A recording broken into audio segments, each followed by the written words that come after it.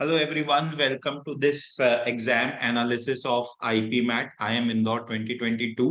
तो इस सेशन में हम क्या करेंगे, हम वेरी ब्रीफली देखेंगे कि इस बार का जो IIM इंदौर का एग्जाम था, IPMAT का एग्जाम था, वो क्या था, किस तरीके के क्वेश्चंस आए थे, और मोस्ट इंपॉर्टेंटली उसके लिए इंपॉर्टेंट लेसन्स जो आप नेक्स्ट ईयर के लिए ध्यान में रखेंगे while preparing. So let us begin. Our agenda is knowing about the exam first, and second we will be covering the lessons that are important for the IPM preparation.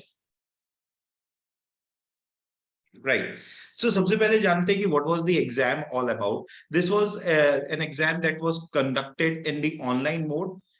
Important चीज जो समझने की है वो ये कि लास्ट ईयर के मुकाबले इस बार पैटर्न में थोड़ा सा चेंज आया था, और वो बहुत पॉजिटिव चेंज था. The number of questions went down to 90 against 100.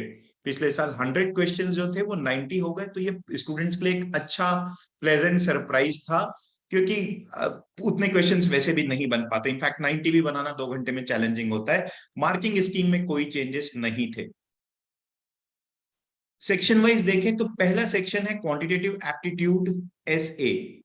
S A का मतलब है इसमें एमसीक्यूज नहीं होते, इसमें आंसर टाइप करना होता है. ध्यान रखें, ऐसे डजंट मीन दैट आपको पूरे सॉल्यूशन देना होता है. इसका मतलब है सब्जेक्टिव आंसर. सब्जेक्टिव आंसर का मतलब है अगर आपका आंसर आया है, मान लीजिए किसी मैथ्स के क्वेश्चन में आपका आंसर आया है 20, तो आपको सिर्फ 20 टाइप करना है, स्टेप्स नहीं दिखाने.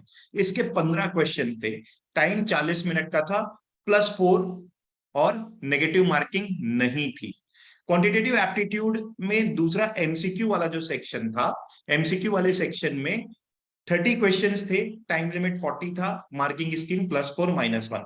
अगर आप सिर्फ इन दो सेक्शन को देखें तो लॉजिकली आप समझ सकते हैं कि 15 क्वेश्चन के लिए 40 मिनट दिया जा रहा है, वहीं पर 30 मिनट के लिए 40 मिनट दिया जा रहा है. तो ऐसे वाले क्वेश्चंस का जो लेवल होता है वो थोड़ा सा हाई होता है. ऑब्वियसली ये मीडियम लेवल का ही होगा. और एमसीक्यू इंग्लिश बहुत अच्छी चीज हुई, इसमें नंबर ऑफ क्वेश्चंस 40 से 45 हो गए. लास्ट ईयर 40 क्वेश्चंस थे, 45 हो गए. इसका मतलब है क्वांट में जो लास्ट ईयर तक क्वेश्चंस आते थे 60, वो कम होकर के 45 हो गए. So that is one good thing. 45 questions in quant and 45 questions in total जो था हमारा वो इंग्लिश सेक्शन में था. 40 मिनट्स का टाइम था, कंफर्टेबली कर सकते थे. आगे देखते हैं क्या क्या था एक एक सेक्शन में. पहले देखते हैं क्वांटिटेटिव एप्टीट्यूड ऐसे. इसमें क्या था, ये टॉपिक से क्वेश्चन थे. ट्रिग्नोमेट्री से एक क्वेश्चन था. ट्रिग्नोमेट्री 10th तक के सब बच्चे पढ़े होते हैं. मैट्रिसेस एंड डिटर्मिनेंट से एक क्वेश्चन था, जो काफी सारे स्टूडेंट्स जो मैथ्स नहीं लेते हैं वो नहीं पढ़े होते हैं. ठीक है. परमुटेशन एंड कॉम्बिनेशन, ये भी काफी सारे बच्चे जो जिनका मैथ्स नहीं होता है वो नहीं पढ़े होते हैं. नंबर सिस्टम एलिमेंट्री होता है, ये सब पढ़े होते हैं. प्रॉफिट एंड लॉस सब पढ़े होते हैं. प्रोबेबिलिटी बहुत से बच्चे नहीं पढ़े होते हैं. अलजेब्रा, क्वाड्रेटिक इक्वेशन पढ़े होते हैं. टाइम स्पीड डिस्टेंस पढ़े होते हैं. लॉग्स कुछ बोर्ड्स में पढ़े होते हैं, कुछ बोर्ड्स में नहीं पढ़े होते हैं. मैं लेता हूं नहीं पढ़े होते हैं. तो अगर फिर भी मैं देखूं तो मेरे पास कितने क्वेश्चन है जो कोई भी बना सकता था बिना मैथ्स का स्टूडेंट भी. नंबर सिस्टम के 2 क्वेश्चन, प्रॉफिट एंड लॉस के 1 क्वेश्चन, अलजेब्रा के 2 क्वेश्चन और टाइम स्पीड डिस्टेंस के 1 question. That makes it around 5 questions. Trigonometry तो हर कोई पढ़ा ही रहता है, तो मुझे वो उसको भी काउंट करना चाहिए. तो 6 क्वेश्चन ऐसे थे जो हर कोई पढ़े हो चुके हैं. मुझे ताजुब होता है कि जब अगर अगर कंपलसरी उन्होंने मैथ्स नहीं रखा 11th-12th का, तो उन्हें परमुटेशन, कॉम्बिनेशन और प्रोबेबिलिटी से क्वेश्चंस क्यों देने हैं. ठीक है, वो दिए हैं, बट बाकी सारे टॉपिक्स पढ़े हुए थे, तो बच्चे बना सकते थे. बाकी लॉग्स जैसा कि मैंने बोला कुछ जगह पढ़ाया होता है, कुछ जगह नहीं होता है. तो there were around 6 to 7 question जो हर कोई बना सकता था. इनका लेवल बहुत हाई नहीं था, मॉडरेट टू डिफिकल्ट लेवल पे मैं इसे रखूंगा. अगर एमसीक्यू की बात करें तो यहां पर हायर मैथ्स काफी कम हो गया था. अगर हम बात करें तो ये लगभग सारी चीजें बच्चे पढ़े होते हैं जो 10th तक के पढ़े होते हैं, उनमें से क्वेश्चंस थे ज्यादातर. एक प्रोबेबिलिटी को मैं यहां से हटा देता हूं, और दूसरा ये मैट्रिसेस एंड डिटर्मिनेंट को अगर मैं हटा दूं तो लगभग 4 क्वेश्चन मुझे ऐसे दिख रहे हैं जो सिर्फ 11th-12th के में जो मैथ्स लिया है वो पढ़े होते हैं. बट अदरवाइज 30 क्वेश्चंस में से 26 क्वेश्चंस वेयर देयर जो कोई भी पढ़ा होता, और इनका लेवल बहुत हाई नहीं था, मॉडरेट लेवल ऑफ डिफिकल्टी था. और एक लॉजिकल रीजनिंग का पजल था 5 क्वेश्चन का, जिसमें कोई 5 to 7 मिनट्स देता तो ये 5 के 5 सही बन जाते। तो ये बनाने का था, काफी सारे स्टूडेंट्स छोड़ देते हैं, ये एंड ऑफ द सेक्शन में था। तो ये गलती बच्चों से होती कि वो एंड ऑफ द सेक्शन तक पहुंच ही नहीं पाते, 40 मिनट खत्म हो जाता। ये easy question towards the end था, तो हमें क्वेश्चन सेलेक्ट करना आना चाहिए था।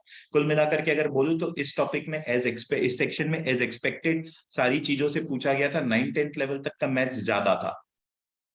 वर्बल एबिलिटी में बात करें तो रीडिंग कॉम्प्रिहेंशन 2 आए थे पैसेजेस, 12 क्वेश्चंस थे, जिनमें फिल इन द ब्लैंक्स था, sentence improvement, idioms and phrases, error spotting यानी ग्रामर, सेंटेंस कंप्लीशन। तो ज्यादा चैलेंजिंग पार्ट ये दोनों होता है, सेंटेंस कंप्लीशन और पैराजंबल्स। बाकी सब काफी इजी आया था, कोई उतनी प्रॉब्लम नहीं थी। जो बच्चा इंग्लिश मीडियम स्कूल में पढ़ा है, थोड़ा सा भी रीडिंग करता है न्यूज़पेपर की, डेली 20-30 मिनट्स की जो रीडिंग करता है, उससे सारा सेक्शन इजीली बन जाता। मॉडरेट लेवल था, increase in number of questions.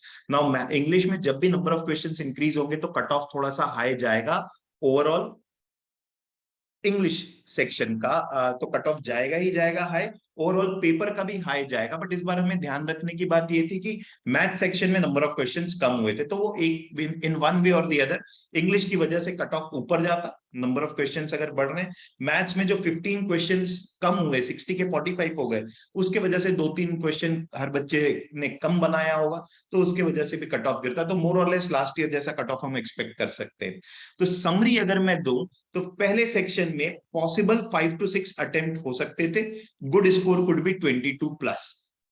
Second section 14 to 16 एक बच्चे का अटेम्प्ट हो सकता था, good attempt will be 55, good score will be 55+। और इंग्लिश में 32 से 34, 120+ का गुड स्कोर।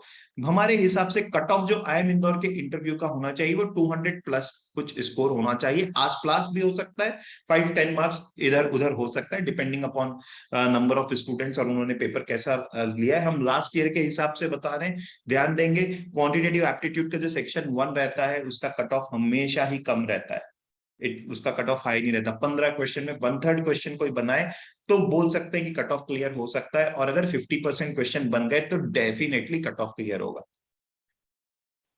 अब आ जाते हैं लेसन्स क्या है। सबसे इंपॉर्टेंट लेसन है अरिथमेटिक, सबसे इंपॉर्टेंट टॉपिक है क्वांट का।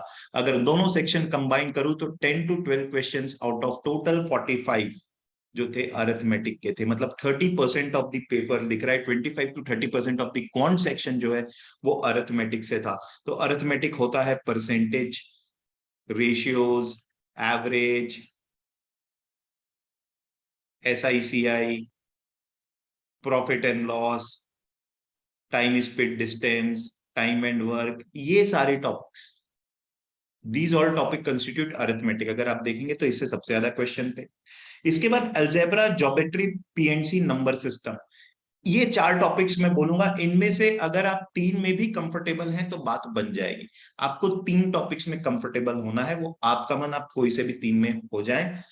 प्रोबेबिलिटी और परमुटेशन कॉम्बिनेशन के इतने इजी क्वेश्चन आए थे कि कोई लेवल 1 का भी अगर इस टॉपिक को समझ जाए, लेवल 1 के क्वेश्चंस थे, मुझे ये बोलना चाहिए, PNC एंड प्रोबेबिलिटी से।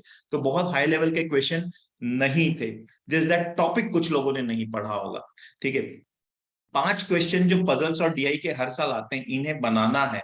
जब मैथ्स का सेक्शन चालू करें तो इनफैक्ट ढूंढे कि ये पजल्स कहां पर है, पहले आप इन्हें बना सकते हैं। इंग्लिश के लिए डेली 30 मिनट्स की रीडिंग इंपॉर्टेंट है। आप या तो एडिटोरियल्स पढ़े या नॉवेल्स पढ़े, वो काफी होगा।